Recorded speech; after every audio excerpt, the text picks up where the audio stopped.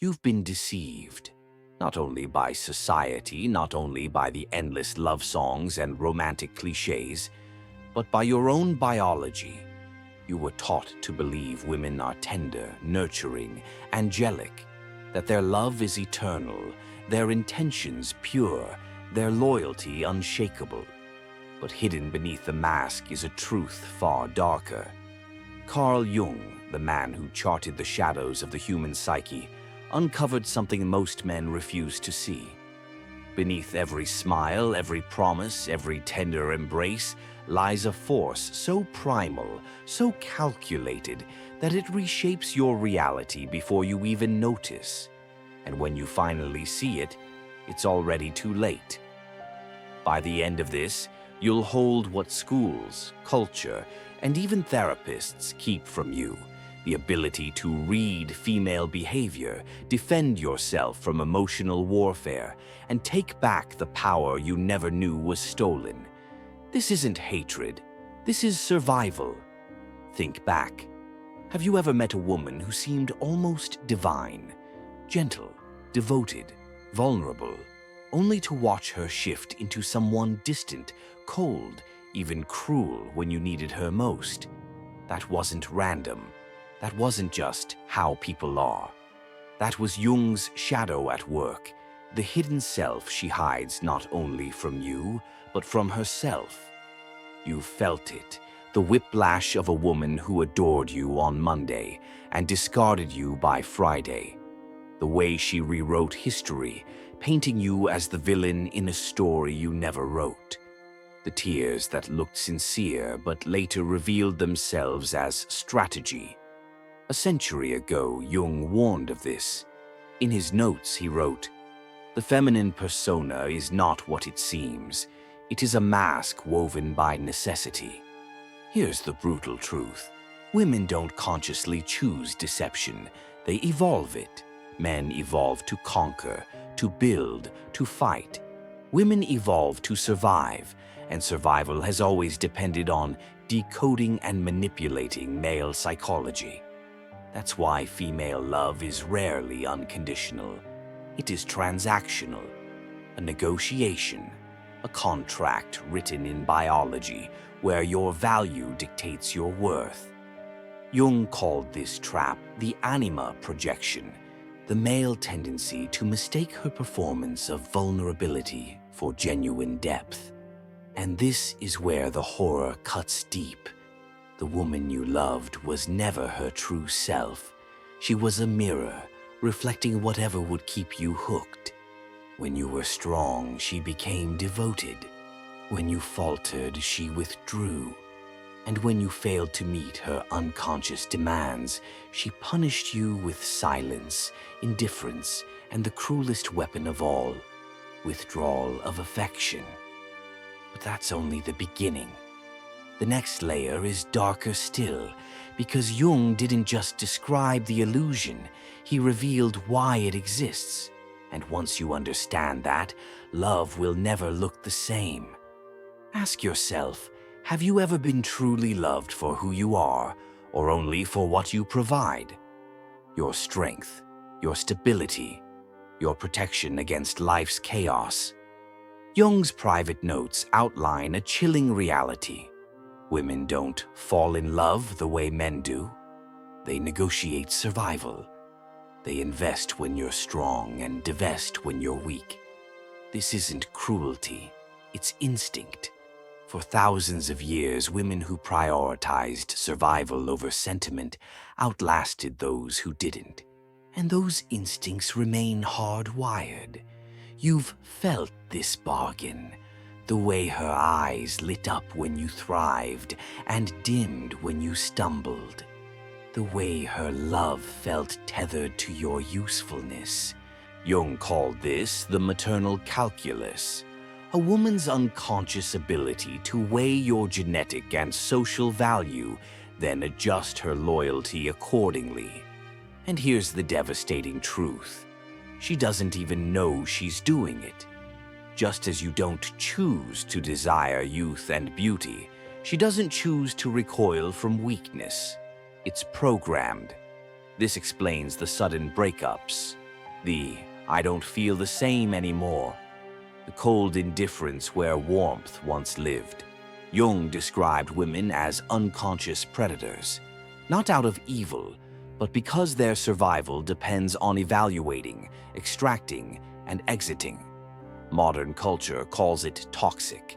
Nature calls it necessary. She falls for your potential, then punishes you for not reaching it. She craves your strength, then tests it with chaos. She begs for vulnerability, then loses attraction the moment you show it. This isn't hypocrisy, it's hypergamy, the relentless drive to secure the best mate available, even at the cost of your sanity. But here's the hidden twist. Women hate this truth even more than you do. Because buried in Jung's deepest writings is the one thing women fear most. Not loneliness, not betrayal, but being seen. There comes a moment when the illusion shatters, when you glimpse the script she never realized she was following. Jung called this the shadow war, the endless conflict between who she pretends to be and what she truly is. And she's not winning that war, she's a prisoner too.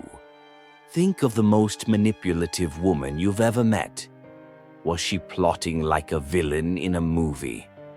The most dangerous women are the ones who believe their own lies. When she demands honesty but punishes you for it. When she says, "I'm fine," while making you bleed for it. That's not malice, that's instinct. Jung discovered women control men not with fists, but with emotional alchemy, turning your own virtues against you. You've lived it. The more responsible you became, the more irresponsible she acted. The more you gave, the more she created chaos. The harder you worked to please her, the more miserable you became. This is what Jung called the martyr's trap. A woman's shadow thrives on chaos. If you're stable, she'll destabilize you. If you're confident, she'll test you, not to harm you, but to prove you can endure her darkness. And here's the chilling paradox. The sweeter the woman, the darker the shadow she carries. Jung's case studies are filled with perfect wives who secretly sabotaged their husbands, not through open betrayal, but with subtle, weaponized helplessness. The headache that came only when he needed her courage, the depression that faded the moment he stopped paying attention. These aren't conspiracies. They're instincts older than civilization. When a woman says, "I don't know why I'm like this," believe her, she doesn't. Her shadow is acting through her, the same way your hunger for her acts through you. But here's the breakthrough.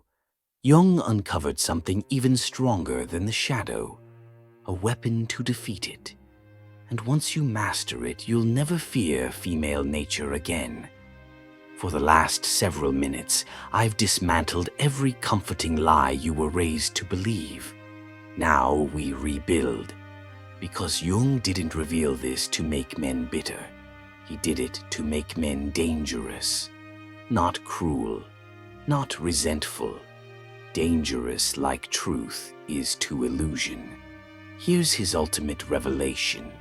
A man who understands female nature cannot be controlled by it. Not out of spite, but out of physics. Just as light bends around a black hole, female nature bends around immovable male resolve. The second law, outsource nothing. Never make a woman your therapist, your savior, or your compass. Jung proved that once you outsource your emotional oxygen to her, she will, unconsciously, suffocate you to survive. This is why modern men are slaves. They beg for sex instead of commanding attraction. They ask for permission instead of setting standards. They negotiate desire instead of inspiring obsession. The solution: forge a soul so complete that her attention becomes optional. The third law: Wield your shadow, Jung's forbidden teaching. A man's strength comes not from repressing his darkness, but from mastering it. That anger you bury, forge it into discipline. That lust you fear, transform it into creation. That loneliness you dread, ignite it into independence. Women don't fear nice men. They fear integrated men, men who command both light and shadow.